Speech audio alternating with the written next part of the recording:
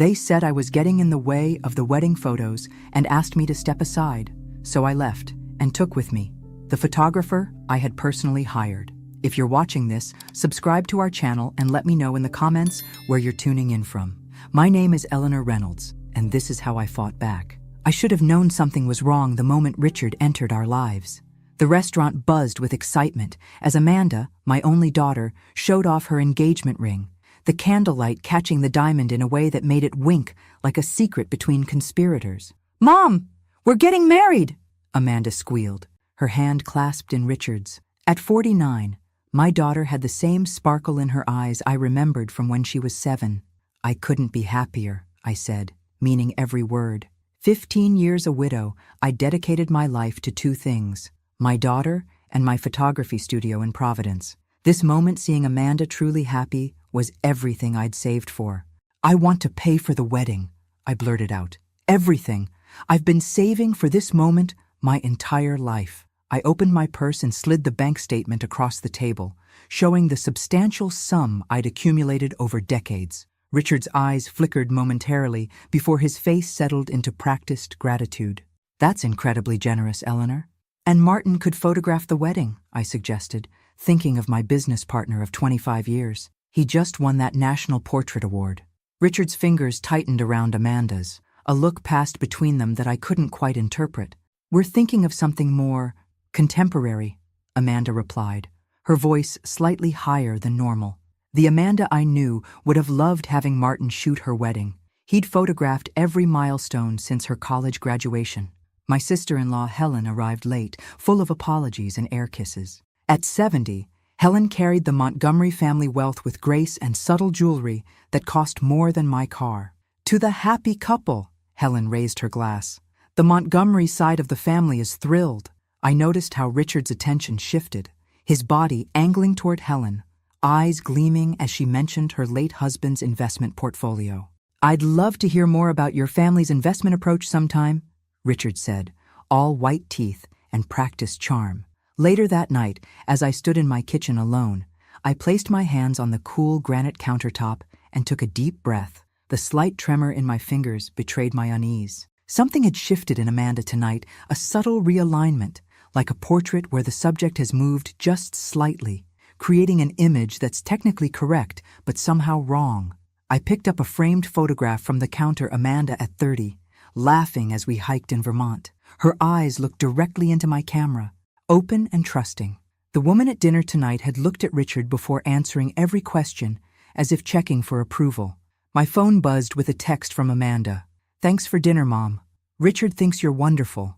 Not, "I think you're wonderful." Not, "We think you're wonderful." Richard thinks. I set the frame down and felt the first cold fingers of dread wrap around my heart. "Eleanor, those ideas are a bit antiquated, don't you think?" Richard's voice cut through my suggestion about the table arrangements. The wedding planner's eyes darted between us, pencil hovering above her notepad. I bit my tongue. This marked the 6th time he'd dismissed my input in 30 minutes. "Perhaps we should consider what Amanda wants," I said carefully. "Amanda agrees with me. Don't you, sweetheart?" His arm snaked around my daughter's waist, pulling her closer. Amanda nodded, avoiding my eyes. "Let's go with Richard's concept, Mom." Later, when Richard stepped away to take a call, I found a moment alone with Amanda. "Honey, is everything okay? You seem different lately." Amanda's posture stiffened. "Richard says you're trying to control everything. He says it's a pattern you've always had." The accusation hit like ice water. "Control?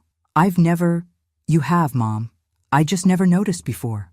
Amanda's voice had that rehearsed quality I recognized from her childhood acting classes. At home that evening, I found the wedding invitations already printed and stacked on my dining table. They read, "Mr. and Mrs. Reynolds request the pleasure of your company." I hadn't been consulted. Worse, they implied my deceased husband was still alive. "It's just protocol, Eleanor," Richard explained the next day, his tone dripping with condescension. "Standard wedding etiquette." I watched as he pulled Amanda aside after every interaction with me, whispering in her ear while glancing in my direction. She always returned from these huddles slightly more distant. Caroline Thornton arrived from Chicago with a flurry of designer luggage and immediately took control.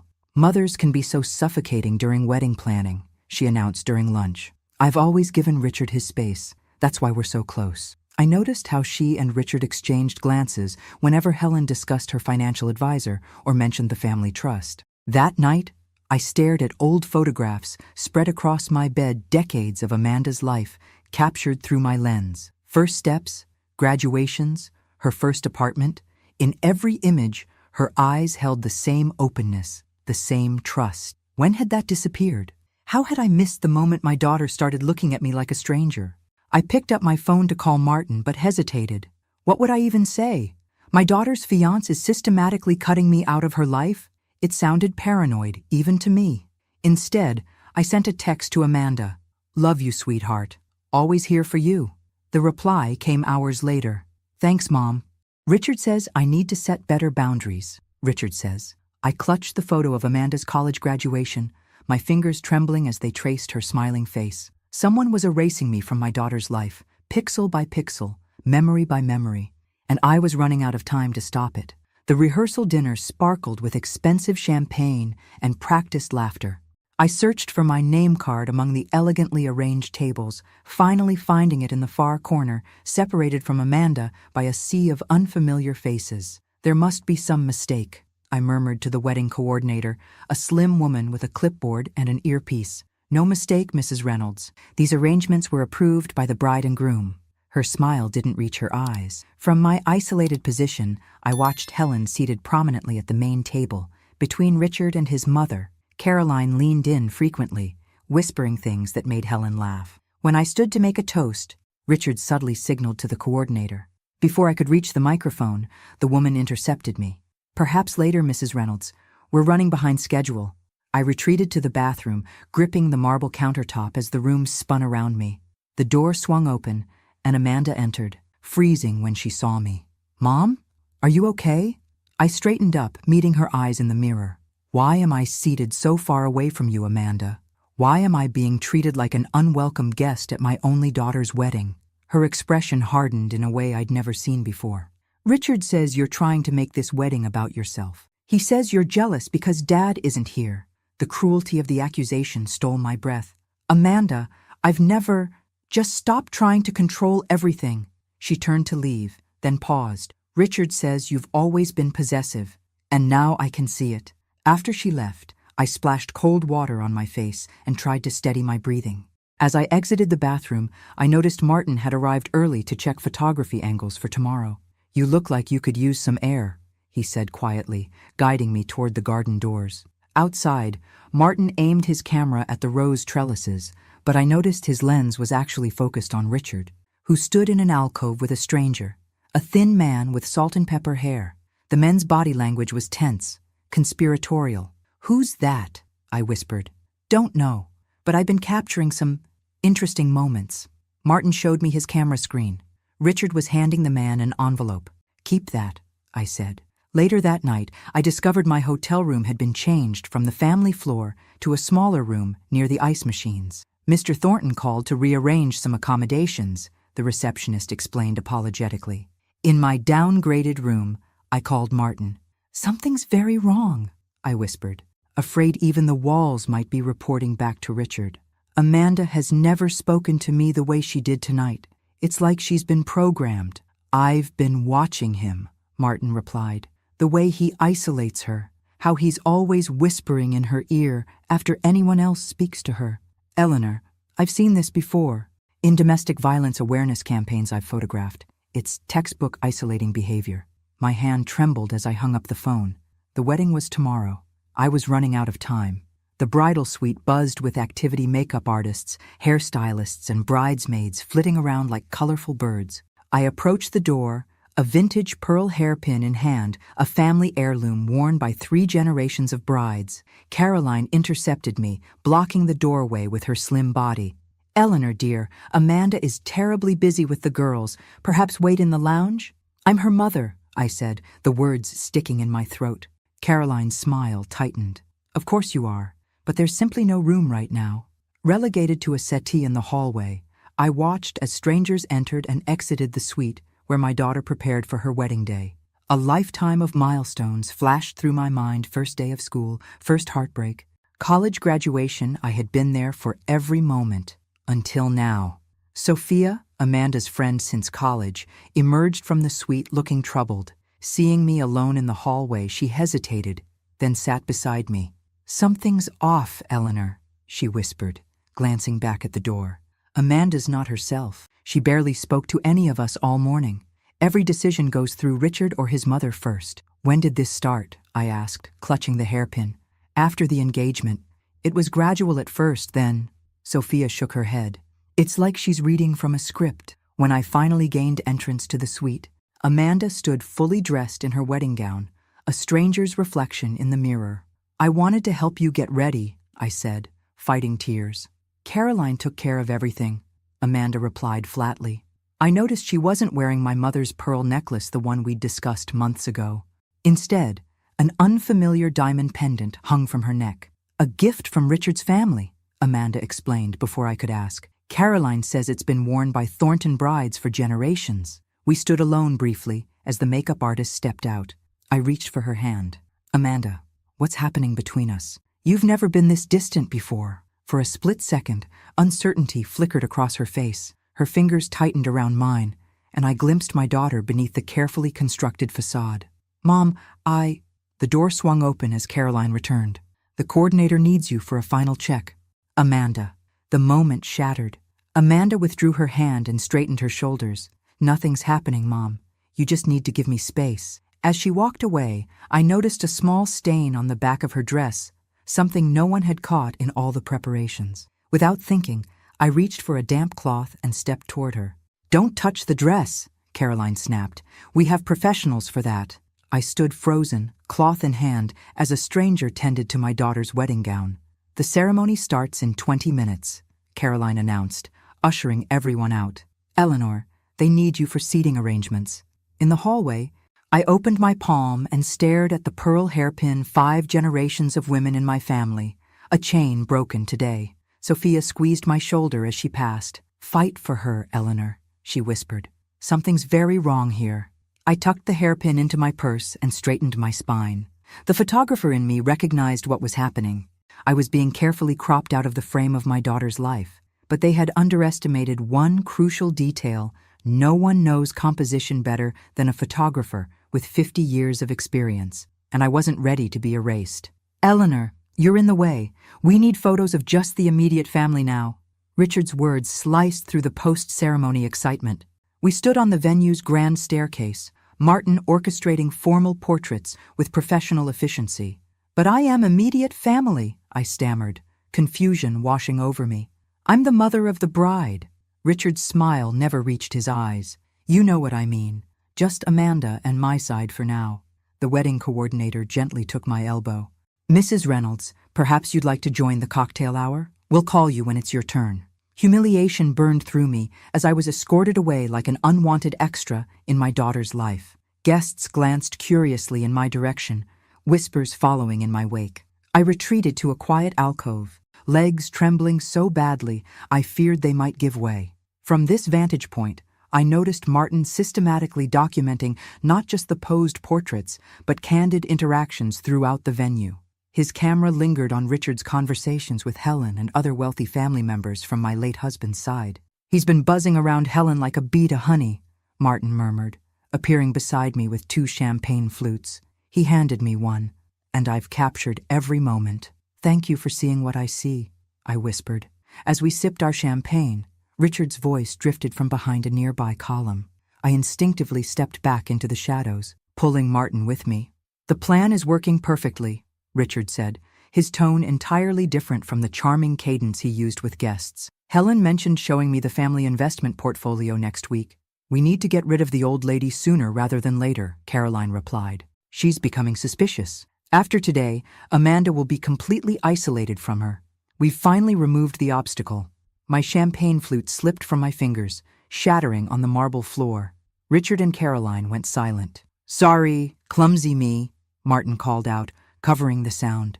He pulled me farther into the shadows as Richard and Caroline emerged, scanning the area before moving toward the reception. "Did you hear that?" I whispered, my voice shaking. Martin nodded grimly. "I've been photographing high society events for 30 years, Eleanor.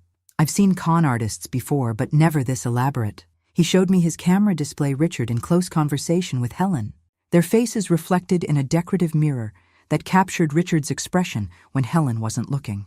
The naked calculation in his eyes was chilling. "They're after the family money," I said, the pieces finally clicking into place. "They've been isolating Amanda from me because I would recognize what they're doing." Martin nodded. "And they've been conditioning Amanda to doubt you, to see your concerns as controlling behavior." I straightened my spine, something hardening within me. The initial shock gave way to clarity so sharp it almost hurt. "What are you going to do?" Martin asked.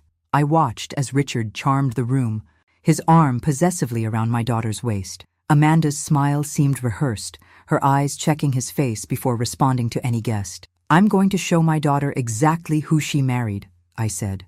"But first, we need to leave and take your memory cards with us." My hand no longer trembled as I approached the head table. For the first time since this nightmare began, I felt completely certain of my next move.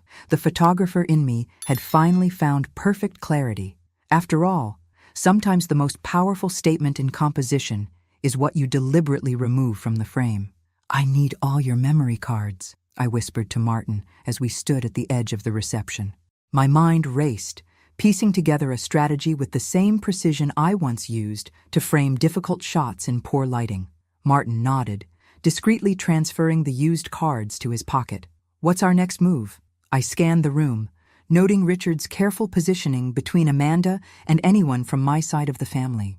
Caroline orchestrated the seating, ensuring Helen remained within their orbit. The scene composed itself before my eyes, like a photograph, each element deliberately placed to tell a specific story. "We're walking out," I said, my voice steadier than I expected. "Right now." Martin raised an eyebrow. "Bold move. You sure? They want me gone anyway.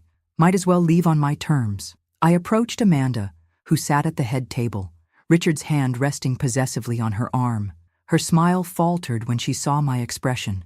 "Amanda, I'm leaving," I said simply. Richard's practiced smile emerged. "Feeling tired, Eleanor. Completely understandable at your age." I ignored him, focusing solely on my daughter. "I know when I'm not wanted, and since Martin is my guest and was hired by me, he's coming too." Richard's facade cracked. "You can't take the photographer. We need the wedding photos." "The photos were my gift," I replied, my voice carrying just enough to draw attention from nearby tables. "As was this entire wedding. Apparently my presence isn't a gift you desire." Amanda's eyes widened. "Mom, you can't." "I can, and I am." I turned to Martin. "Leave the equipment for their replacement photographer, but the photos you've already taken belong to me." Martin complied, handing his camera to his assistant with clear instructions. "The memory cards with today's shots remain my property, as contracted with Mrs. Reynolds." As we turned to leave, I caught Helen watching the scene with shrewd eyes. Our gazes locked, and something passed between us, a flicker of recognition. Perhaps she'd been married to my brother for 40 years. She knew our family's patterns, and what she was witnessing now wasn't part of them. In the parking lot, my composure finally cracked. I leaned against Martin's car, tears burning trails down my cheeks. "You did well in there," Martin said. "Martin," his voice gentle, like a general making a strategic retreat. I wiped my eyes, refusing to let mascara-stained tears ruin this critical moment. "This isn't a retreat, it's a repositioning." At the studio, I discarded my formal attire for comfortable jeans and a sweater, pulling my silver hair into its customary bun. In my element, surrounded by equipment I'd mastered over 5 decades, my mind cleared. "Show me everything," I instructed Martin, who was already uploading the memory cards. As images populated the screen, I felt my professional eye take over. Where others might see beautiful wedding photos, I cataloged micro-expressions, patterns of movement, and telling juxtapositions. "There," I pointed to a series showing Richard with the unknown man from the rehearsal dinner. "And there," another showing Caroline whispering to Helen while eyeing her diamond brooch. "We need help," I said finally. "Someone who understands what we're seeing." I reached for my phone and dialed Diane Bennett, my attorney of 30 years. "Diane, it's Eleanor. I need your help with a matter involving potential fraud, and I need it immediately." As I hung up, Martin looked at me with newfound respect. "I've known you for 25 years, and I've never seen this side of you. I glanced at the monitors displaying dozens of images from the wedding evidence of an elaborate con targeting my family. They made a critical error in their composition, I said, zooming in on Richard's calculating expression as he spoke to Helen. They showed me exactly who they are. Martin nodded. What's our next move? We gather evidence, build a case, and teach my daughter how to really see again. I straightened my shoulders, feeling stronger than I had in months. They wanted to erase me, Martin. Instead, they gave me the perfect darkroom to develop their true image. Over the next 3 weeks, our investigation progressed with methodical precision. While Amanda and Richard enjoyed their honeymoon in Bali, paid for by my savings Martin, Michael Reeves, the private investigator Diane recommended, and I worked tirelessly to uncover the truth. Richard Thornton is actually Richard Taylor, Michael explained, spreading documents across my dining room table. He's a known con artist with a pattern of targeting wealthy families through their female members. The records revealed previous marriages, followed by mysterious financial losses and Richard's subsequent disappearance. My stomach twisted as I recognized the pattern isolation of the target from protective family members, followed by access to wealthy relatives, culminating in investment opportunities that vanished along with Richard. Caroline isn't his mother, Michael continued. She's a longtime accomplice who plays different roles in his schemes. Sometimes she's his mother, sometimes his sister or business partner. Martin sorted through photographs from the wedding, creating a timeline of Richard's movements. He spent 43 minutes with Helen, showing her documents on his phone. And this man, he pointed to the stranger from the rehearsal dinner, appears in at least 12 shots, always watching Richard's interactions with wealthier guests. James Wilson, Michael supplied. He poses as the investment manager who eventually receives and transfers the victim's money. My hands trembled as I lifted a photo of Amanda, her smile tight, eyes constantly checking Richard's expression before speaking. My daughter is married to a predator, I whispered. There's more, Michael said gently. I located his former assistant, Jennifer Clark. She witnessed his last con and kept documentation as insurance when she suspected what was happening. Diane arrived, bringing coffee and legal expertise. We need to be strategic, she warned. If we move too quickly, Amanda might react defensively. Richard has spent months conditioning her to distrust you. I nodded, remembering Amanda's rehearsed accusations about my controlling behavior. We need evidence Amanda can't dismiss, I said, and we need to approach her carefully. If she feels ambushed, she'll retreat further into Richard's narrative. The police financial crimes unit is already investigating Richard and his associates, Michael added, but they lack sufficient evidence for formal charges. I studied the photographs spread across the table, images of my daughter's wedding day, revealing a calculated scheme rather than a celebration of love. My photography skills had captured the truth, even when I hadn't fully recognized it. I have an idea, I said finally, the plan forming like an image in a developing tray. We need to set the stage for Richard to reveal himself. Not to us, we already know who he is, but to Amanda. You're talking about a sting operation, Diane said. Eyebrows raised. I'm talking about careful composition, I corrected. Creating a scenario where the truth emerges naturally, where Amanda can see it with her own eyes. I outlined my plan, watching their expressions shift from skepticism to consideration. It's risky, Diane warned. If Richard realizes what you're doing, he won't, I interrupted, because he believes he's already won. In his mind, I'm just a discarded obstacle, an elderly woman too heartbroken by her daughter's rejection to fight back. I picked up a wedding photo where I stood alone at the edge of the frame, deliberately cropped out of the family grouping. Richard thinks he's erased me from this picture, I said, a cold determination settling in my chest. He doesn't realize I'm the one who understands exactly how the camera works. Michael nodded slowly. What's our first move?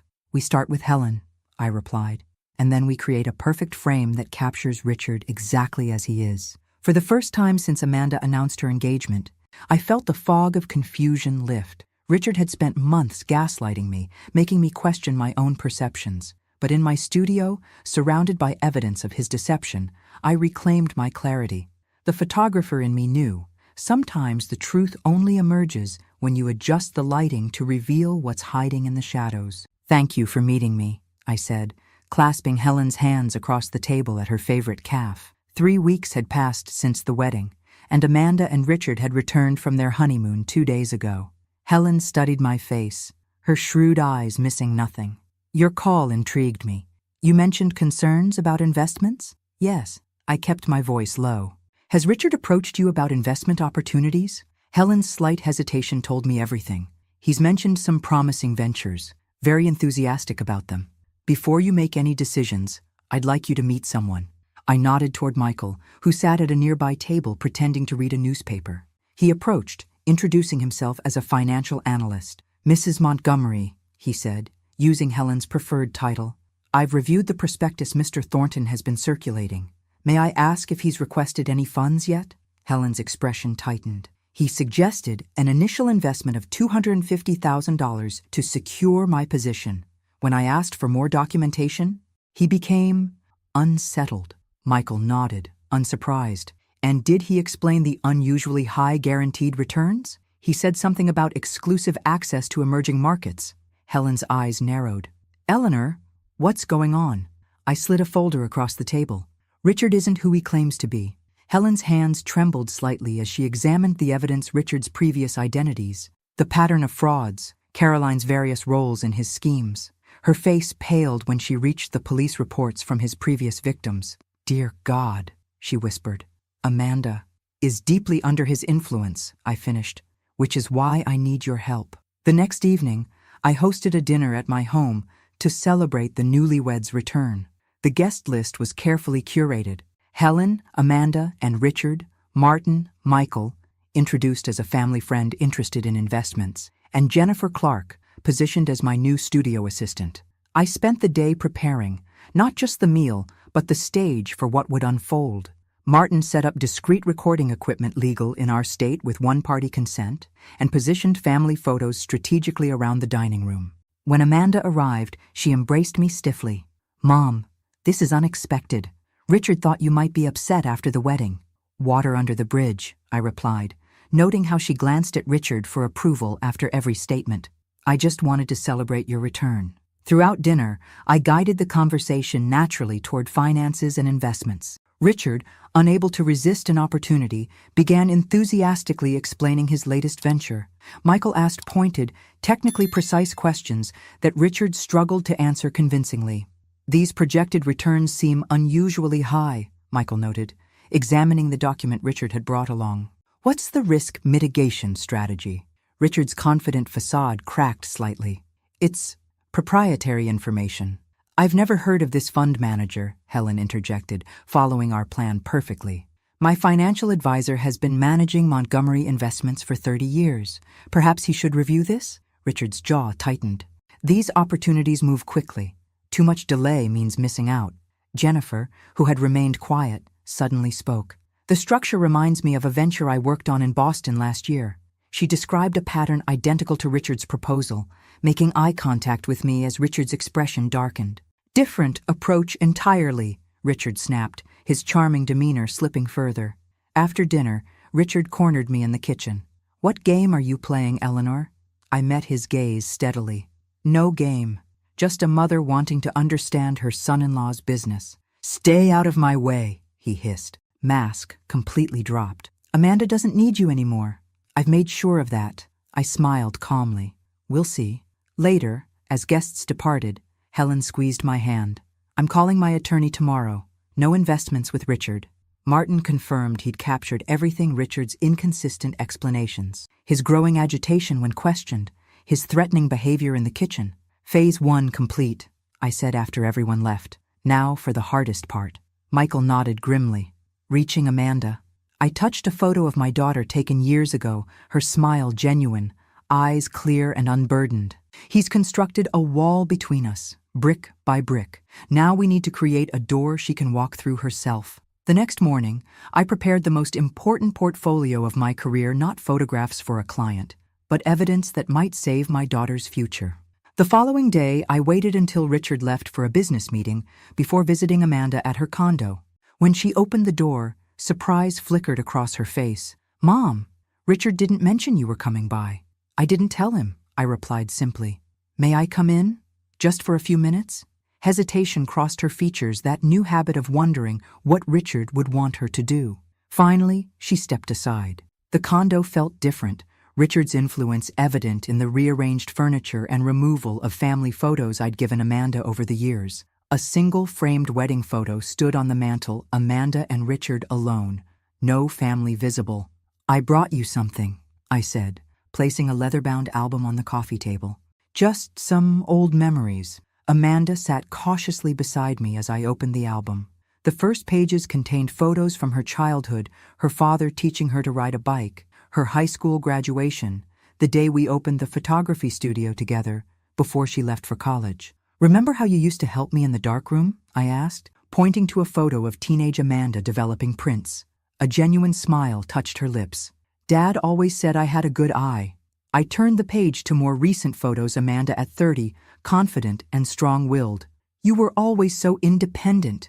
Your father and I raised you to think for yourself." "Mom," she began, that defensive tone creeping back. "Just look," I said gently, turning to the final pages. Here were the photographs from the wedding and rehearsal dinner, carefully selected shots showing Richard's controlling behavior.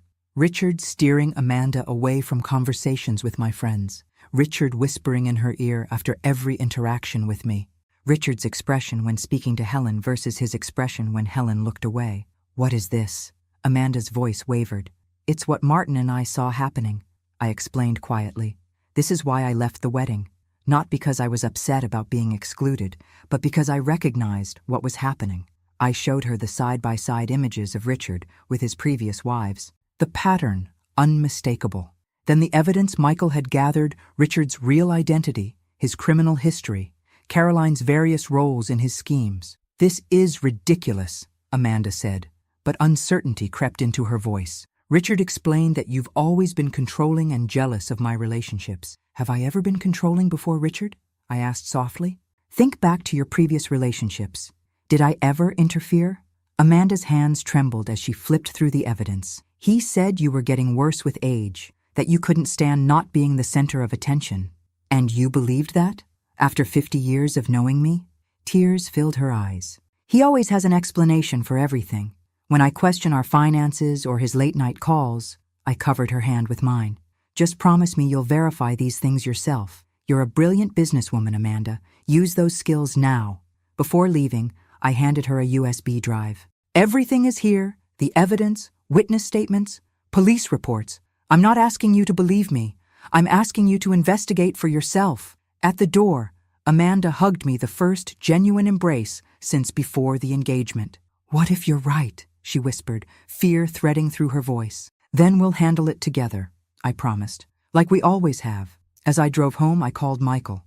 "She's looking at the evidence. Now we prepare for Richard's reaction when he realizes his control is slipping." That evening, Amanda called. Her voice sounded stronger than it had in months. "I checked the account where we deposited the wedding gifts," she said without preamble. "Over $30,000 is missing. Richard said he was investing it, but there's no record of any investment." I closed my eyes briefly, relief washing through me. "What do you want to do?" "I need to know everything," she replied, determination replacing fear. "And then I need to end this." "We'll help you," I promised. "But be careful. Don't let him know you're suspicious." "I won't," she said. "I learned from the best, Mom. You taught me how to see what others miss." As I hung up, I realized my hands weren't trembling anymore. The fog of doubt Richard had created was finally lifting, not just for me, but for Amanda too. The time for evidence gathering was over. Now came the confrontation. "He's coming home at 7, Amanda said, her voice steady over the phone. "I've arranged for the police financial crimes unit to be listening in the next room. Can you be here?" "Of course," I replied. 2 weeks had passed since I'd shown Amanda the evidence, and she'd spent that time verifying everything, independently checking accounts, contacting Richard's references, even hiring her own investigator. The transformation in her was remarkable. With each discovery, each confirmation of Richard's deception, I watched my daughter re-emerge from behind the facade he'd constructed around her. I arrived at her condo an hour early. Detective Lauren Reyes from the Financial Crimes Unit was already there with 2 officers, setting up recording equipment in the spare bedroom. "We've been building a case against Taylor for months," Detective Reyes explained. "His real name is Richard Taylor, and he's wanted in 3 states. Your evidence was the missing piece we needed." Amanda paced the living room, her posture straighter than I'd seen in months. She'd cut her hair the long waves Richard had insisted she maintain, now replaced with a sleek bob that framed her face perfectly. "Are you sure you want to do this?" I asked. "The police could arrest him without your involvement." Amanda shook her head. "I need to confront him myself. He took away my voice. I'm taking it back." The confidence in her eyes reminded me so powerfully of her father that my heart ached. James Reynolds had never tolerated dishonesty. Our daughter was truly his child. At 6:58 p.m., Amanda positioned herself at the dining table, surrounded by financial documents. I joined the officers in the spare bedroom, watching through a crack in the door. Richard arrived precisely at 7, calling out as he entered. "Amanda, something smells amazing." "In here," Amanda replied, her voice neutral. Richard entered the dining room, freezing when he saw the papers spread across the table. "What's all this?" "Our financial records," Amanda said calmly. "Or rather, what's left of them. I'm having trouble tracking $180,000 from my personal savings. Perhaps you can help me understand where it went." Richard's expression shifted surprise, calculation, then the smooth charm I'd come to recognize as his default mask. "Sweetheart, you know I invested that in the Malaysian tech fund we discussed." "That's interesting," Amanda replied, sliding a document forward. "Because I contacted every legitimate Malaysian tech fund. None have any record of our investment." Richard's mask slipped slightly. "There must be some confusion. I worked through a private broker." "James Wilson?" Amanda asked. "Or should I call him James Peterson, as he was known during your previous marriage to Catherine Thompson in Seattle?" The color drained from Richard's face. "What have you been doing?" "Due diligence," Amanda replied. "Something I should have done before the wedding." Richard switched tactics, his expression softening as he reached for her hand. "Amanda, I don't know what your mother has been telling you." "My mother has nothing to do with this," Amanda interrupted, pulling her hand away. "I verified everything myself. Your previous identities, your pattern of marriages followed by financial fraud, Caroline's role as your accomplice." Richard's face hardened. "This is ridiculous. You're acting crazy." "Gaslighting. Another predictable tactic." Amanda stood, power radiating from her posture. "The Richard Taylor I married doesn't exist. Neither does the Amanda you thought you married, the compliant, isolated woman who doubts her own perceptions." Richard lunged for the documents, but Amanda was faster, stepping back as his true nature fully emerged. "You think you're so clever," he snarled. "Your mother put you up to this. That interfering bitch never gave us a chance." Amanda smiled coldly. "There it is, the real Richard Taylor." "You have no proof of anything," he spat. "Actually, we have everything," I said, stepping into the room with Detective Reyes, "including your confession just now." As the officers arrested Richard, reading him his rights, Amanda stood tall, watching without a hint of the uncertainty that had clouded her for months. Outside, after the police car drove away, Amanda turned to me. "I'm sorry I didn't believe you." I embraced her tightly. "He was very good at what he did, but you were better." She pulled back, her eyes clear and determined. "We have more work to do. Caroline and James are still out there." I nodded, pride swelling in my chest. "Then let's finish this. Together. Caroline Thornton, you're under arrest for conspiracy to commit fraud, identity theft, and money laundering." I watched from the hotel lobby as police officers led Caroline away in handcuffs, her designer outfit incongruous with the steel restraints. The coordinated arrests of Richard's accomplices had been executed simultaneously across 3 states. Amanda stood beside me, her face impassive as she watched the woman who had posed as her mother-in-law being placed in a police car. "She told me my wedding dress made me look old," Amanda said suddenly, a hint of dark humor in her voice. "Said Richard deserved a bride who looked fresh." I squeezed her hand. "You've never looked more beautiful than you do right now." It was true. 3 months after Richard's arrest, Amanda radiated a strength and clarity that transcended physical appearance. She'd thrown herself into helping the investigation, identifying other potential victims, and testifying before a grand jury. Back at my home, we spread documents across the dining table, the same table where I'd first confronted Richard with Helen's help. Now it supported evidence for the prosecution's case. "The district attorney says Richard's refusing all plea deals," Amanda explained, sorting through statements. "He still believes he can charm a jury. That arrogance will be his downfall," I replied. Martin arrived with coffee and his latest photographs documentation of James Wilson's arrest in Chicago.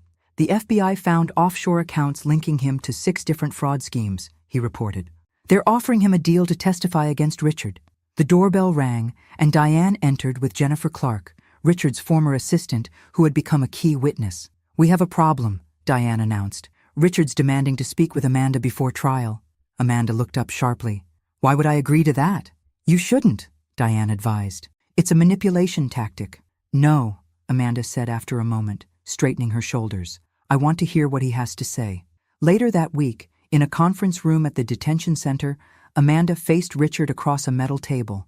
I watched through one-way glass, my heart pounding. Richard had lost weight, his designer clothes replaced by a jumpsuit, but his eyes still held that calculating gleam. "You look good," he began, his voice softening to the tone that had once made Amanda doubt herself. "What do you want, Richard?" Amanda's voice remained steady. He leaned forward. "This has all been a terrible misunderstanding. The investments were legitimate, just high risk. I was trying to build a future for us. By stealing from me and targeting my aunt?" Amanda replied coolly. Richard's expression shifted, trying another angle. "Your mother manipulated you. She's always been jealous of our relationship. She planted these ideas." "Stop," Amanda interrupted. "I've reviewed every financial record, every communication. I've spoken to your previous victims. I know exactly who you are." Richard's mask slipped, anger flashing in his eyes. "You ungrateful bitch. I made you interesting. Before me, you were just another middle-aged woman desperate for attention." Amanda smiled, completely unfazed. "Thank you for showing your true self one last time. It confirms everything I needed to know." She stood to leave, but Richard called after her. "The money's gone, Amanda. You'll never get it back." Amanda turned, her gaze steady.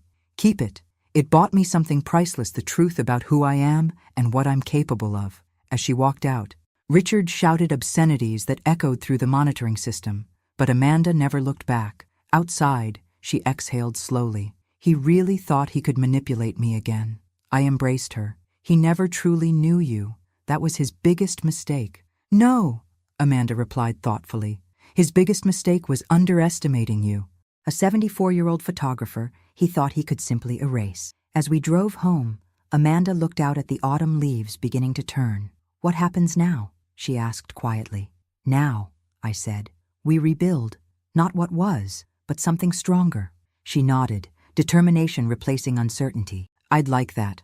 For the first time in over a year, I felt the weight lifting from both our shoulders. Richard had tried to erase me from my daughter's life. Instead, he had only brought us closer together, our bond forged stronger through fire. 6 months later, I adjusted my camera, focusing on Amanda as she addressed the room full of women. The community center was packed for her presentation on recognizing financial predators and emotional manipulation.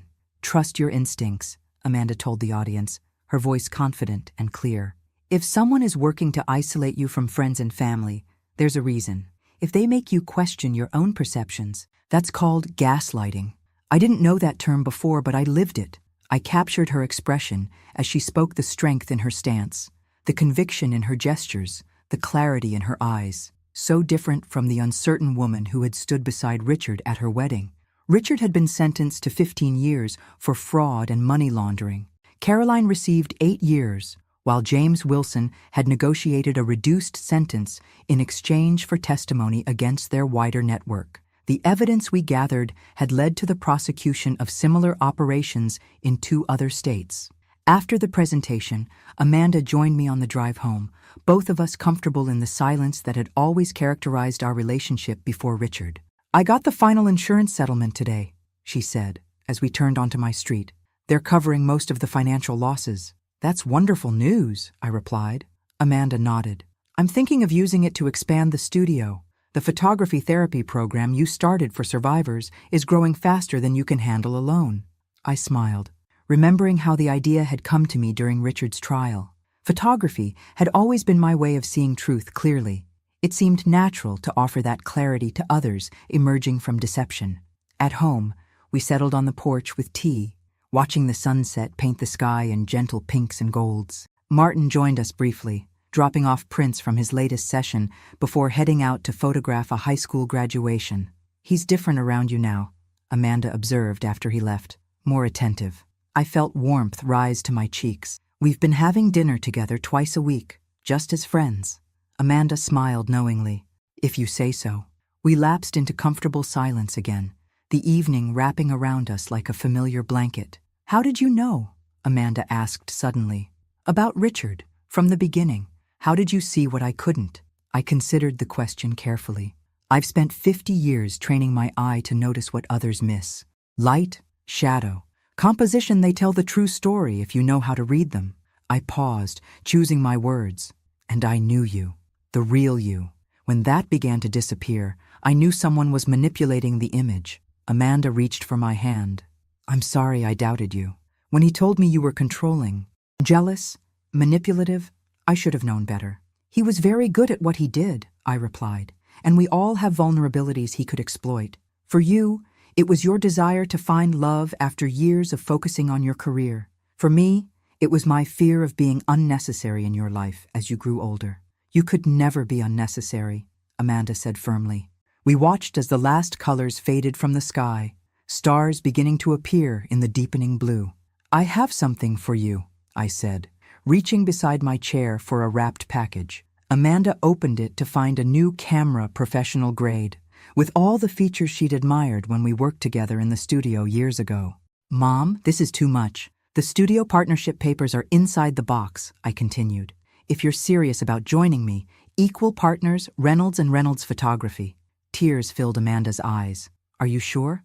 After everything I said, how I treated you. The past is just that past, I interrupted gently. We're focusing on a new composition now.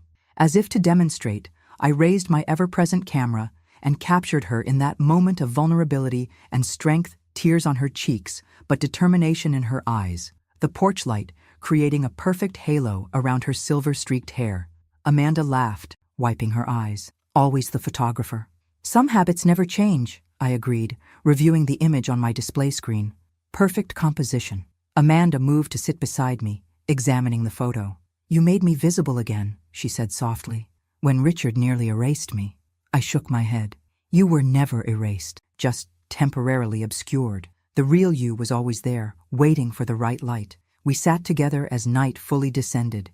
2 generations of Reynolds women, our bond tested and strengthened. Richard had tried to come between us, to rewrite our story for his benefit. Instead, he had inadvertently created a new chapter 1 where we emerged stronger, clearer and more connected than before. To seeing clearly, Amanda said, raising her teacup. I lifted mine in response, and to never being erased. Thanks for listening. Don't forget to subscribe and feel free to share your story in the comments. Your voice matters. At Christmas, they said, I ruined the family atmosphere. On New Year's, I sold the country house where they always spent the holidays. If you're watching this, subscribe to the channel and let me know in the comments where you're watching from. My name is Eleanor Winters, and this is how I learned to be seen again. The Christmas decorations felt like a charade. I wound the garland around the banister just as Richard and I had done for decades, but my movements were mechanical. 3 months after his funeral, our colonial Connecticut home echoed with silence. I adjusted the angel on top of the tree, her serene face mocking my solitude. Richard would have steadied the ladder, his hand warm against my back. Careful, Ellie, he would have said. Now there was only the quiet creak of the floorboards beneath my feet. The phone rang, cutting through my thoughts. Michael's name flashed on the screen. Hi, Mom. Just checking in. His voice carried that forced cheerfulness people use with the elderly or infirm. I was just decorating the tree, I said, trying to sound upbeat. I'm thinking we should do Christmas at the lake house this year, the way we always have. About that. A pause, the sound of a door closing. Let's discuss it later. How are you holding up? I'm managing. I straightened a photograph of our family at the lake, Michael and Caroline flanking Richard and me. Grandchildren scattered around us like wildflowers. That's good. Hey, I need to run. Budget meeting. I'll call you this weekend. Of course. I understand. But the line had already gone dead.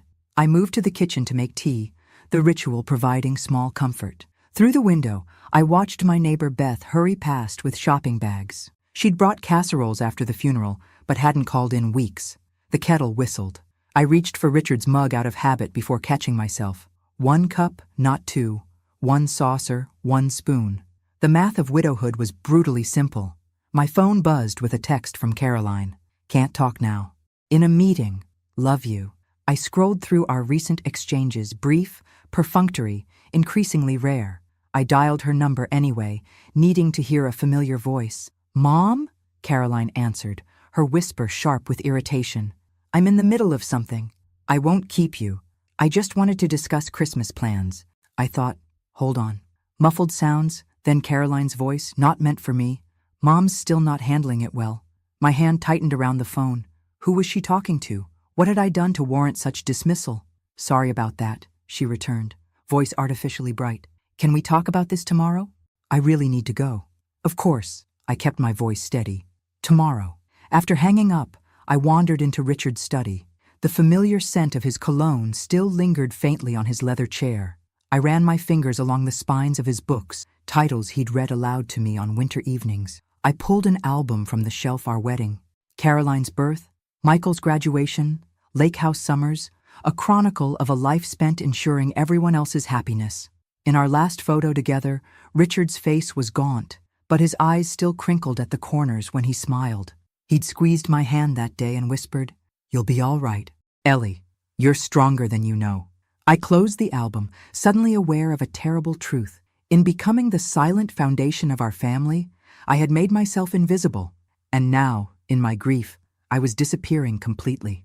Michael's Boston home gleamed with tasteful holiday decor, nothing homemade, everything designer selected.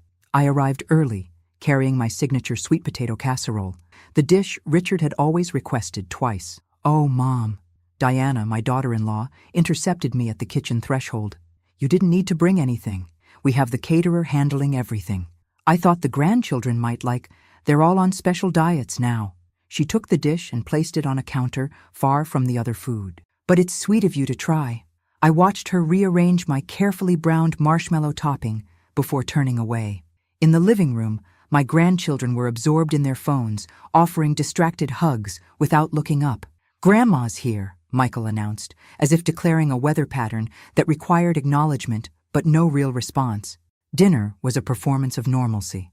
I smiled and nodded as conversation flowed around me like water around a stone. When I mentioned the writing class I'd joined at the community center, my eldest grandson glanced at his watch. That's nice, Mom, Caroline said, in the same tone she'd used when her children brought home kindergarten artwork. I excused myself after dessert, claiming I needed the restroom. Instead, I wandered down the hallway, seeking a moment of quiet. As I approached the kitchen, I heard my children's voices. We can't do Christmas at the lake house this year, Caroline was saying. Mom will turn it into a memorial service for Dad. She'll ruin the atmosphere with all that grief. Agreed. Michael's voice was firm. We need to take control of the situation before she makes the holidays depressing for everyone. I pressed myself against the wall, heart hammering. Have you spoken to Harrison about the property yet? Caroline asked. Yes, I checked with the family attorney. Surprisingly, the lake house is solely in Mom's name. Dad put it there for their anniversary or something. What? He always told us it would be ours eventually. Well, it will be, but we need to get her to sign it over while she's still, coherent. Caroline laughed. Did you see her looking for her glasses earlier? They were on her head. I've been softening up my contacts at the Vermont Land Conservation Trust, Michael continued, making sure they won't interfere with our plans once we acquire the property. The development potential for that lakefront is incredible. James says we could triple our investment within 5 years. I stepped back, a floorboard creaking beneath my weight. The conversation paused. Is someone there? Michael called. I retreated silently to the bathroom, locked the door, and stared at my reflection. The woman looking back seemed smaller, diminished. When had my children started seeing me as an obstacle rather than a person? Later, as Michael drove me back to my hotel, he mentioned casually, Caroline and I were thinking we might try somewhere new for Christmas this year, maybe her place in Aspen. But we've always gone to the lake house, I said, my voice steadier than I felt. It's our tradition. Traditions change. Mom, Dad's gone now. He patted my hand as if I were a child. It's time to make new memories. I turned to look out the window, hiding my face, not because I was crying, but because for the first time in decades, I felt something unfamiliar burning beneath my grief. Anger. December unfolded like a series of small paper cuts, each one insignificant alone, but collectively unbearable. I called Michael on a Tuesday, His secretary answered, "He's in meetings all day, Mrs. Winters. I'll have him call you back." He never did. I texted Caroline about helping with my granddaughter Lily's science project. "Thanks, Mom, but we've got it covered," she replied.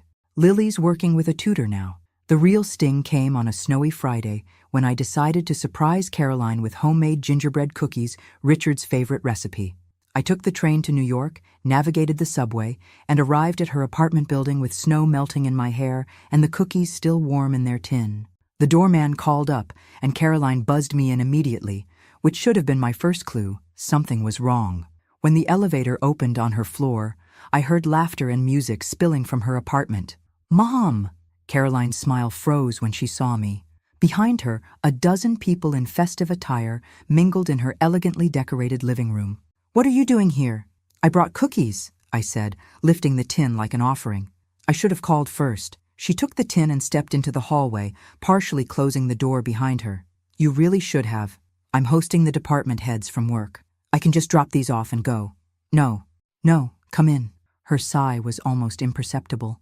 "Just for a minute." Inside, Carolyn introduced me to a silver-haired man in an expensive suit. "This is my mother. She's been having a rough time since Dad died." I smiled through the humiliation, excused myself after 15 minutes, and took the long train ride home alone. The following Wednesday, a stranger arrived at my door with a leather portfolio and a practiced smile.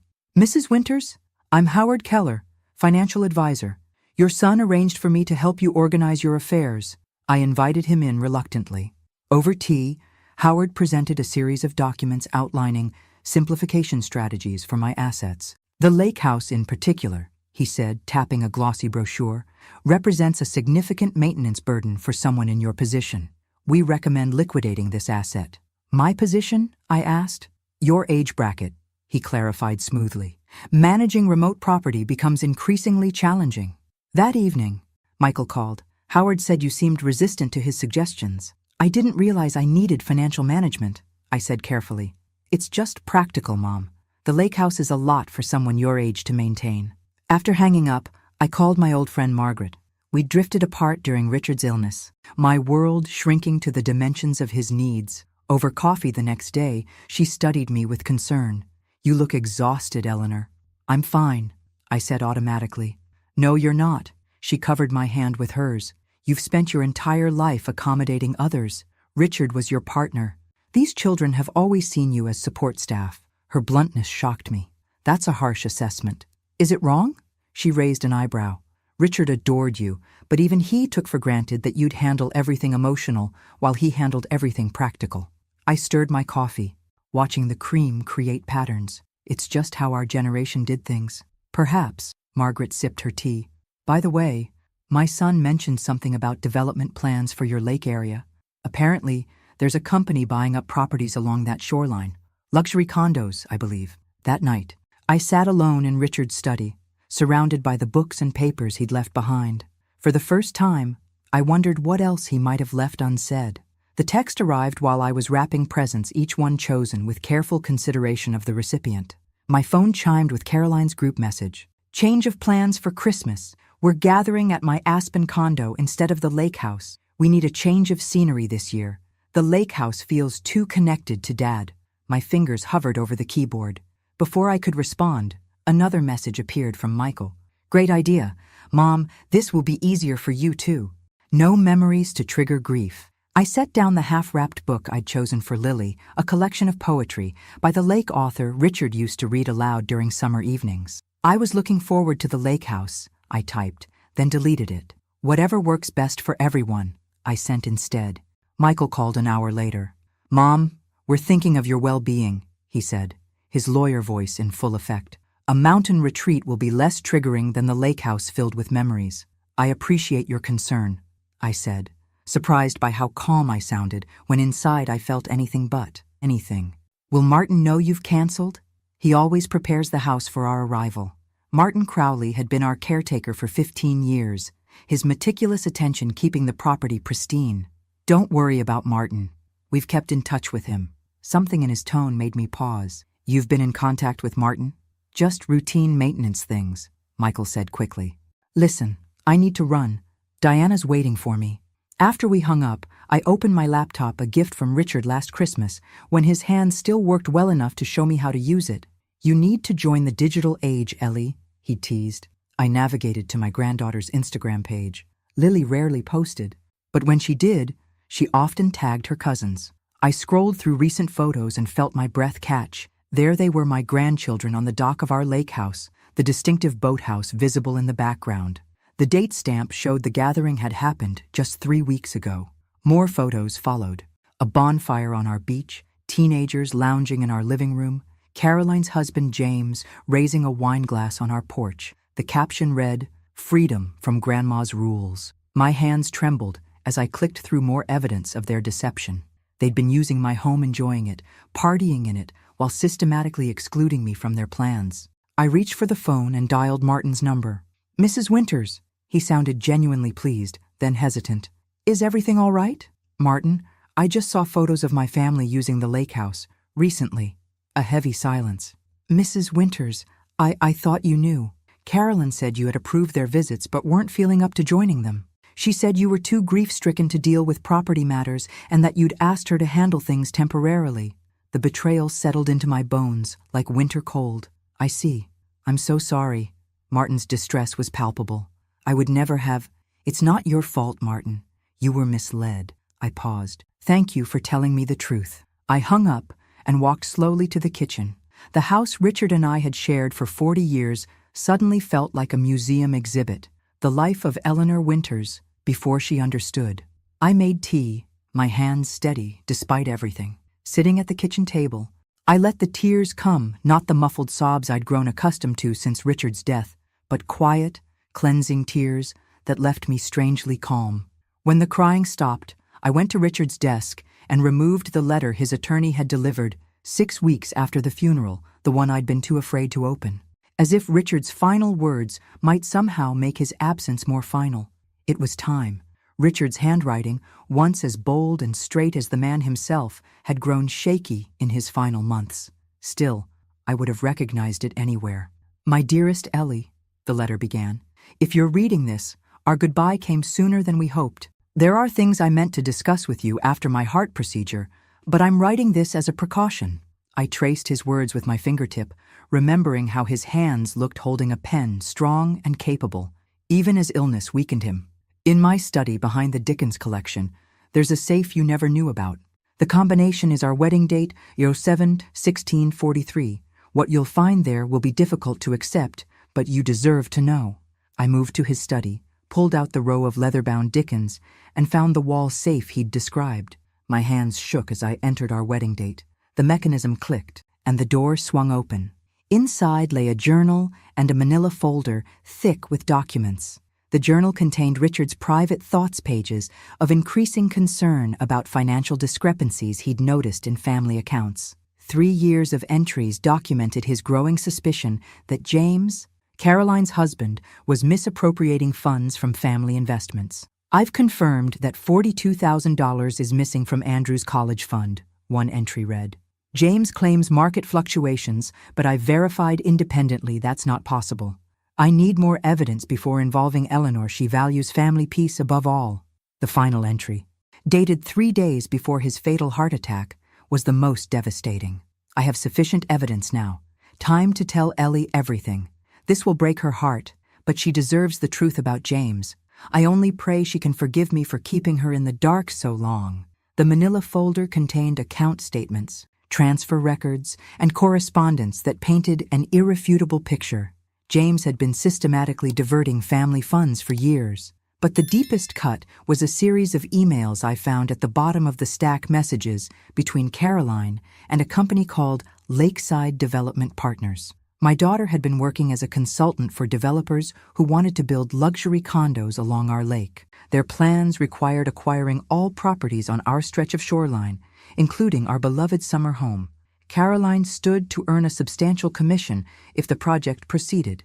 "The only potential obstacle," Caroline had written, "is my mother's sentimental attachment to our family property. My father's recent passing may actually facilitate the acquisition process." I sat back in Richard's chair, letting the documents fall into my lap. The room seemed to spin around me as decades of assumptions crumbled. I had believed my greatest purpose was maintaining family harmony, sacrificing my needs, overlooking slights, accommodating everyone else's preferences. I had prided myself on being the peacekeeper, and all the while, my children had been measuring the dimensions of my life, calculating how to diminish it further for their gain. I returned to Richard's letter, reading his final words. Ellie, you've always put everyone else first. Maybe it's time to consider what you want. The lake house is in your name alone, my anniversary gift to you 15 years ago. Whatever you decide, know that I've always admired your strength, even when you couldn't see it yourself. I folded the letter carefully and placed it in my pocket. Grief still weighed heavily, but something else was rising within me, something I hadn't felt in years. Purpose. I picked up the phone and dialed a number I hadn't called in months. Ruth Goldman's office, answered a familiar voice.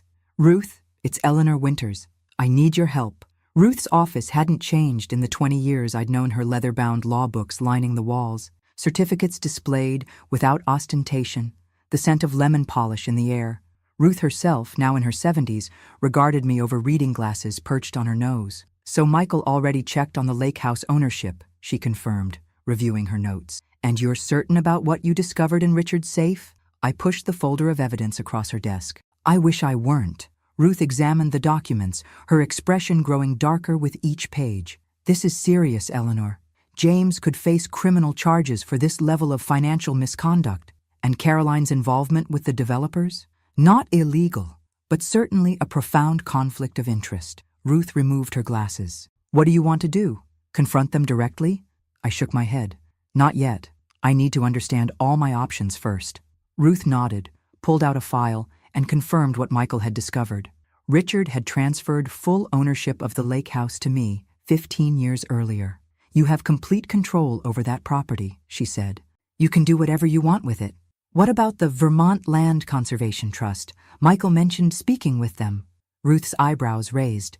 Yes, they've been interested in that lakefront for years. They approached Richard several times about including the property in their watershed protection program. He always deferred, saying the decision should be yours. I sat straighter in my chair. I'd like to contact them. In the following days, I worked methodically. I documented James's financial misdeeds and Caroline's conflict of interest. I reconnected with Thomas Hayes, a widowed colleague from the university who had always treated me as an equal rather than an extension of Richard. I've missed our conversations, Thomas said over coffee. Your insights on Wolf were always more interesting than the department's official position. I've been invisible for so long, I admitted, even to myself. Thomas introduced me to several community groups where I was welcomed for my own knowledge and experience rather than as Richard's widow. For the first time in months, I felt seen. When Martin called to check in, his voice was still heavy with guilt. Mrs. Winters, I can't express how sorry I am about the misunderstanding. Martin, I interrupted gently, I'm not angry with you, but I would like you to change the locks on the property, citing security concerns, and please let me know immediately if anyone attempts to visit. Of course, he promised. May I ask, what are you planning to do with the property? Something Richard would have approved of, I said. In mid-November, I contacted Diane Lawson at the Vermont Land Conservation Trust. Our initial conversation was cautious on both sides. We've been interested in preserving that shoreline for years, Diane explained, but the process typically takes 9-12 months due to funding requirements, board approvals, and legal work. What if time is a factor? I asked. Unfortunately, even with a motivated seller, our hands are tied by our funding cycles. I thanked her and hung up, disappointed but not deterred. Ruth had helped me develop a strategy that didn't depend on quick action. I could afford to wait. That evening, Thomas invited me to a chamber music concert. You mentioned Richard loved Schubert, he said. I thought you might enjoy this performance. At intermission, standing in the concert hall lobby, I caught my reflection in a mirror. The woman looking back seemed different still, grieving, yes, but no longer diminished. There was purpose in her eyes, a straightness to her shoulders I hadn't seen in months. My phone buzzed with a calendar alert. Aspen, Christmas Eve. I would attend as planned, playing the role they expected the slightly forgetful, easily dismissed grandmother. But I would be watching them with new eyes, seeing not who I wished they were, but who they had shown themselves to be. Caroline's Aspen condo gleamed with minimalist holiday decor, white lights, silver ornaments, not a hint of the homemade decorations that had defined our family celebrations. I arrived bearing carefully wrapped gifts and my mother's fruitcake recipe, playing my expected role. "Mom, you didn't need to bring food," Caroline said, taking the cake and setting it aside without a second glance. "We have a chef preparing everything." "Old habits," I smiled, handing my coat to the waiting staff member. Michael arrived with Diana and their children, his arm around my shoulder slightly too tight, his voice slightly too loud. "Mom looks great, doesn't she? Doing so well, considering everything." I watched them all, my family, through this new lens of awareness. The way Caroline and Michael exchanged glances when I mentioned the writing class I'd joined. How they smoothly steered conversation away from any mention of the lake house. The performance of affection that never quite reached their eyes. "The atmosphere feels so much lighter this year, doesn't it?" Caroline remarked over dinner, looking pointedly at me. "Yes," I agreed mildly. "It does feel different." James dominated the conversation with investment talk, his confidence unshaken despite what I now knew. When he mentioned family legacy planning, Michael shot him a warning glance. "Speaking of planning," Michael interjected, refilling his wine glass, "we should discuss some practical arrangements before everyone leaves tomorrow." "Let's save business for after the holidays," Diana suggested, and I caught a note of tension in her voice I hadn't noticed before. "Excellent idea," I said, patting her hand gratefully. Later, as everyone gathered in the living room, I excused myself, claiming fatigue from travel. "You all stay up and enjoy yourselves. I'll see you in the morning." In the guest room, I sat at the small desk and opened my laptop. A new email had arrived from Diane Lawson at the Vermont Land Conservation Trust. "Mrs. Winters, I'm writing with unexpected news. An anonymous donor with strong environmental interests has stepped forward, offering immediate funding specifically earmarked for your lake property. This unprecedented development could allow us to complete the transaction by March rather than waiting until next fall. If you're still interested, we should discuss details as soon as possible." I stared at the screen, my heart racing. This changed everything. Instead of a prolonged strategy spanning months, I could act decisively before spring.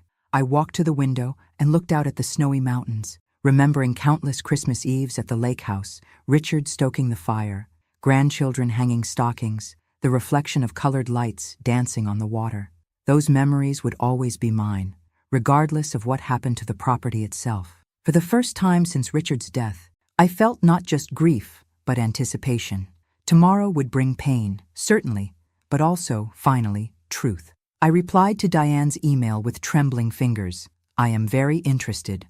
Let's move forward as quickly as possible." Then I prepared the envelopes I would distribute after dinner tomorrow, each containing identical letters explaining my decision. I sealed them carefully, wrote each family member's name on the front, and placed them in my handbag. As I climbed into bed, I realized I felt neither vindictive nor sad, just unburdened, like someone who has finally set down a weight they never should have carried. Outside, snow began to fall, covering Aspen in a blanket of white. I watched it gather on the window ledge, thinking of Richard's words. "I've always admired your strength, even when you couldn't see it yourself. I see it now," I whispered to the empty room. Christmas morning arrived with forced cheer and materialistic excess. Designer wrapping paper carpeted Caroline's living room floor as the grandchildren tore through packages containing the latest electronics and branded clothing. I distributed my own modest gifts, hand-knitted scarves for the grandchildren, leather-bound journals for Michael and Caroline, a delicate silver bracelet for Diana. With each gift, I included a sealed envelope. "Something special," I explained. "A tradition your father and I had planned before he passed, but please don't open them until after dinner." Throughout the day, I noticed the small dismissals I had previously rationalized away. How Michael cut me off mid-story about Richard's first Christmas with us. How Caroline sighed, almost imperceptibly, when I offered to help in the kitchen. How my grandchildren's attention slid past me like water off glass. At dinner, James poured expensive wine, while Michael raised his glass. "To new beginnings," he said, with a meaningful glance at Caroline, "and to practical arrangements that benefit everyone. To family," I countered, lifting my own glass, "and to honesty." After dessert was served, Michael cleared his throat. "Mom, we wanted to discuss the lake house situation. We've been thinking." "Actually," I interrupted gently. I believe it's time to open those envelopes I gave you. A curious silence fell as they retrieved the sealed envelopes from pockets and side tables. I watched their faces as they read the identical letters inside.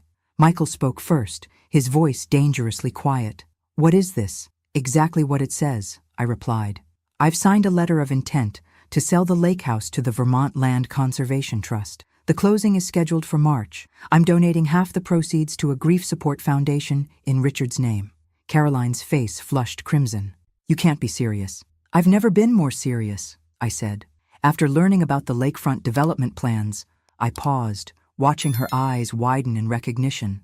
"I contacted the trust. They've been interested in preservation for years. The property will become protected parkland, preventing any development." Michael's lawyer persona snapped into place. "This is nowhere near market value," he argued, though he hadn't seen the offer. "And a letter of intent isn't binding. We can still fix this." "Fix what, exactly?" I asked. "My decision to determine the fate of my own property?" "You had no right," Caroline's voice rose sharply. "That property was meant for all of us." "Actually," I said, remaining calm, "I had every right, and if you'd bothered to consult me instead of planning behind my back, you might have learned that." The room went deathly quiet. James cleared his throat. "I think we all need to take a step back." "I agree," I said, reaching into my handbag for the folder of evidence I'd brought. "There's more you should know." One by one, I laid out the documents Richard had compiled, the financial records showing James's systematic misappropriation of family funds, including the children's education accounts, the emails revealing Caroline's deal with the developers, Richard's journal entries documenting his growing concern and his intention to confront them. "Your father discovered this before he died," I said quietly. "He was waiting for the right moment to address it. That moment never came." James's face had gone pale. "These records are taken out of context. I was merely reallocating funds temporarily."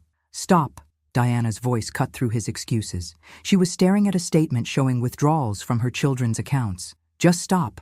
Michael, in full damage control mode, gathered the papers into a pile. "This isn't the time or place. We'll discuss everything rationally after the holidays." Caroline stood abruptly.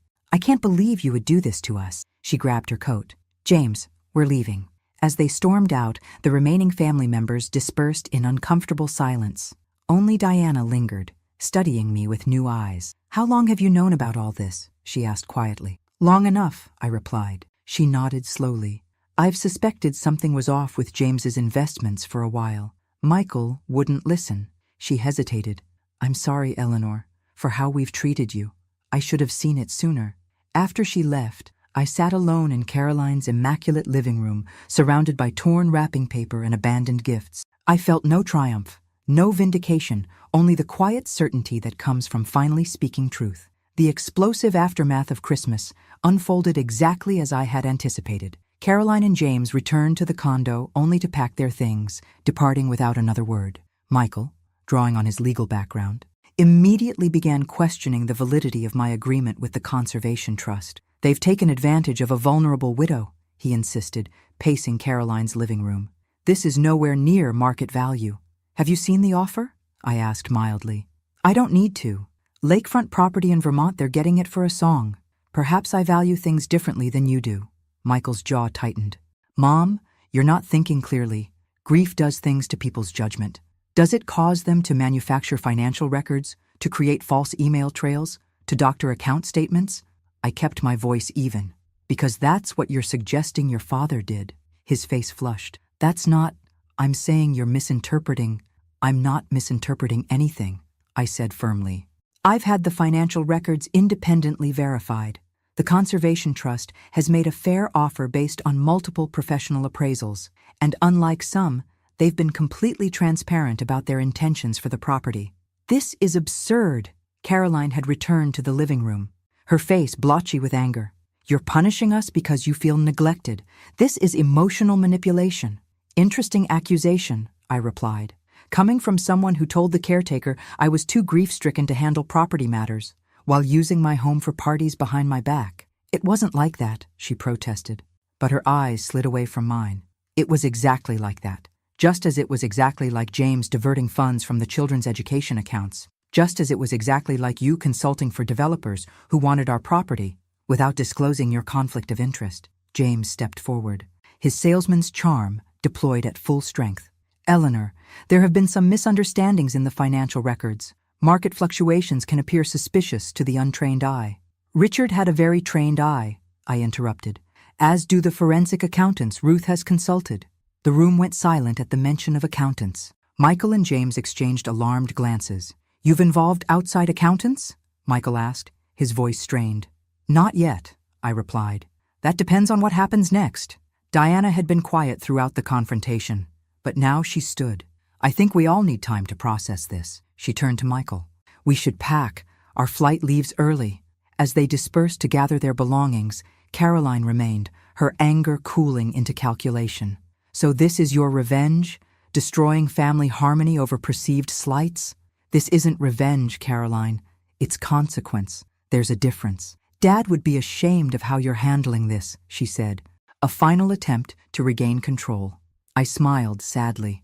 Your father left very clear instructions about what he wanted me to know. I think he would be proud that I finally stood up for myself. Later, as most of the family departed for the airport, Diana approached me privately. Eleanor, I want you to know I had no idea about any of this. The investment accounts, the lake house schemes, Michael keeps financial matters to himself. I believe you, I said, and I'm sorry you've been caught in the middle. No, she shook her head firmly. I'm sorry I didn't see how they were treating you. I've suspected something was off with James's investments for a while. Michael wouldn't listen when I raised concerns. I reached out and squeezed her hand. We all have blind spots when it comes to family. What will you do now? She asked. Go home. Move forward. Hope that eventually we can find a way to rebuild on honest ground. Diana nodded. I hope so too. January arrived with a silence deeper than winter itself. I returned to Connecticut and changed my phone number, giving the new one only to Ruth, Thomas, and a few trusted friends. The inevitable messages came through Ruth's office, first angry, then manipulative, eventually pleading. Michael sent a formal letter threatening legal action to block the sale, claiming I had been coerced by the Conservation Trust. He hired Preston Wallace, a prominent estate attorney known for aggressive tactics.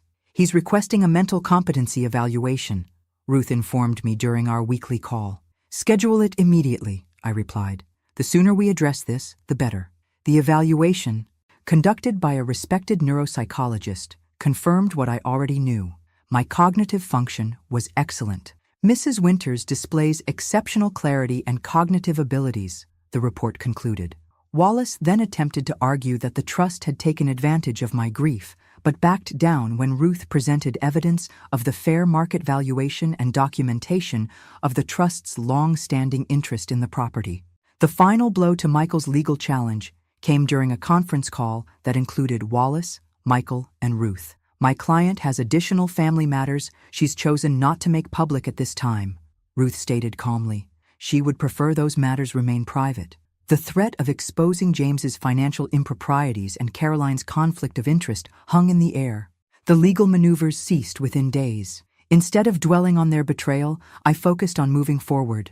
I rejoined the community board I'd left during Richard's illness. I enrolled in literature courses at the local college. I rearranged our home to better suit my needs rather than preserving it as a shrine to the past. Thomas became a steady presence in my life, accompanying me to concerts and lectures, engaging me in intellectual discussions I had missed during Richard's illness. Our friendship deepened naturally, without pressure or expectation.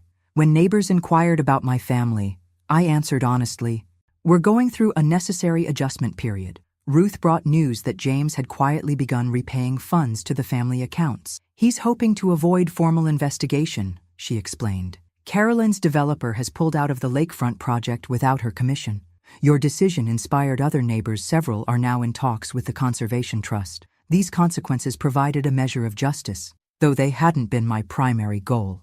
What mattered most was reclaiming my own agency after decades of putting everyone else first. One Tuesday morning, the phone rang a number I didn't recognize. I answered cautiously. "Grandma, it's Lily." My youngest granddaughter's voice brought an unexpected surge of emotion. "Lily, how are you, sweetheart?" "I'm okay," she hesitated. "I got your number from Mrs. Crowley Martin's wife. I hope that's all right." "Of course it is. I'm happy to hear from you." "I wanted to say I'm sorry," she rushed on, For not standing up for you at Christmas, and for using the lake house without telling you. Mom said you knew, but I should have checked directly with you. The simple acknowledgement meant more than elaborate apologies from her parents would have. Thank you, Lily. That means a great deal to me. Could we maybe get coffee sometime? Just us? She asked tentatively. I'd like that very much. After we hung up, I sat with the revelation that while relationships with my children might remain strained, perhaps connections with my grandchildren could be salvaged on more honest terms. That evening, Thomas called to invite me to dinner. Nothing fancy, he assured me. Just 2 old friends and good food.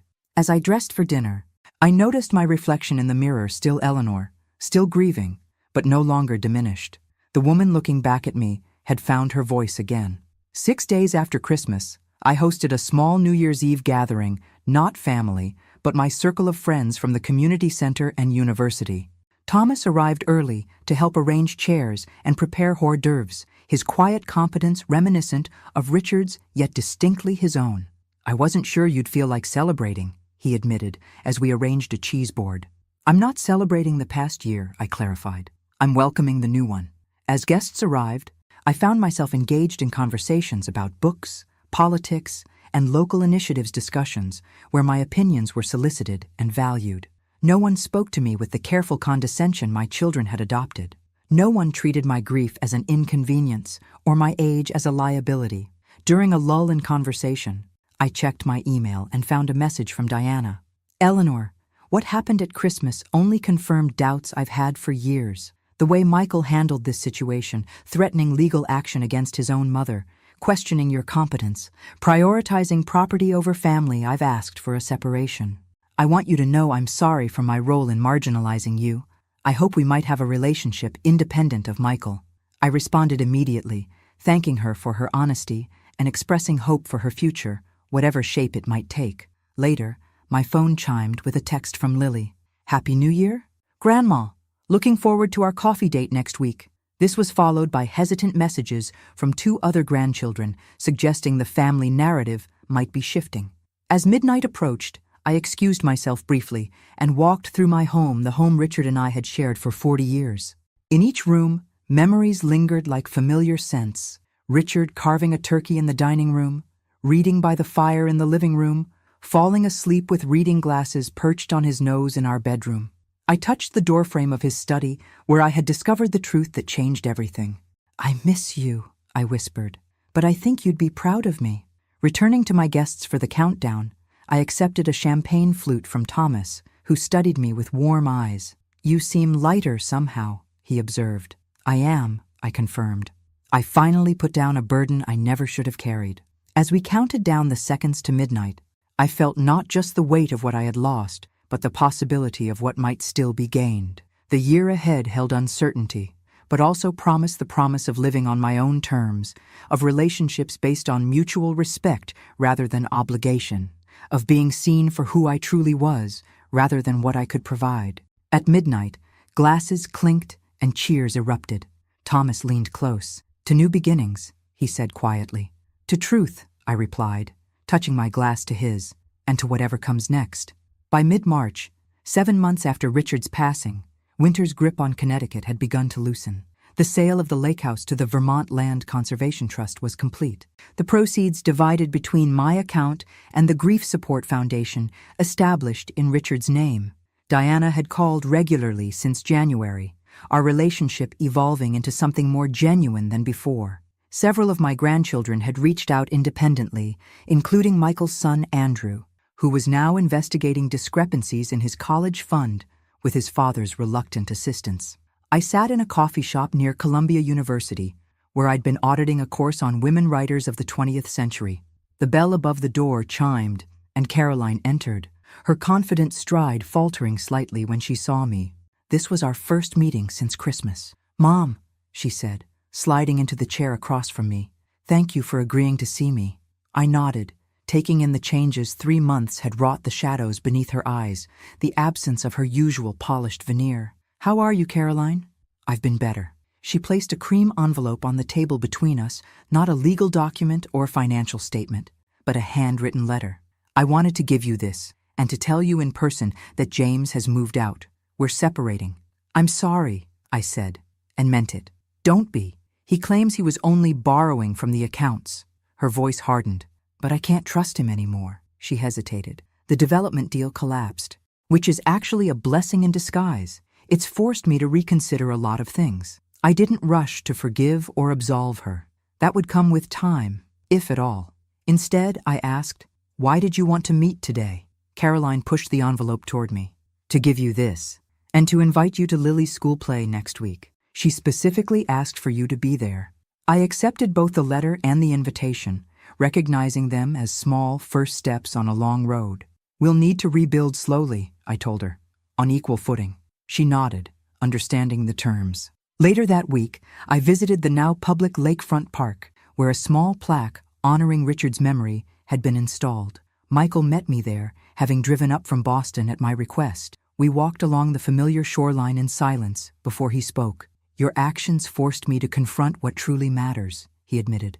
"I spent so much time chasing status that I forgot how to be a son, and I forgot how to be more than just a mother," I replied. "We both have learning to do." He mentioned that his legal firm was handling the formal investigation into James's financial mismanagement. "I'm personally ensuring all misappropriated funds are recovered," he said, a small step toward accountability. Martin, now employed by the trust to maintain the public space, greeted us warmly. He introduced me to Diane Lawson and several neighbors who thanked me for my role in preserving the natural beauty of the lake. "You started something important here," Diane told me. "This entire shoreline will now be protected for generations." As Michael and I prepared to leave, he asked hesitantly, "Do you think we can ever get back to how things were?" I shook my head. "No, but perhaps we can build something more authentic in its place." The final Sunday in March found me hosting dinner at my Connecticut home. Diana and Lily were present, along with 2 other grandchildren who had reached out independently. Michael and Caroline had both promised to attend the next gathering, though I harbored no illusions about quick healing. Thomas arrived with dessert, our long friendship now deepening into something more 7 months after Richard's passing. The timing felt right, not a replacement for what I'd lost, but a new chapter on its own terms. As we gathered around the table, I realized that my greatest act of courage wasn't standing up to my children's betrayal, but opening myself to joy again afterward. The path forward wouldn't be smooth, but it would be mine to determine. "Richard would be proud of you," Thomas whispered as we cleared dishes together. "No," I corrected him with a small smile. "I'm proud of me." I looked around at this imperfect gathering, not the family I had once imagined, but perhaps the one I needed now. The bonds were fragile, the trust tentative, but real healing had begun, not because I had demanded it or manipulated others into providing it, but because I had finally honored my own worth. After a lifetime of keeping peace at any cost, I had discovered that true harmony could only be built on honesty. It was a lesson learned late, but not too late. Never too late. Thanks for listening. Don't forget to subscribe and feel free to share your story in the comments. Your voice matters.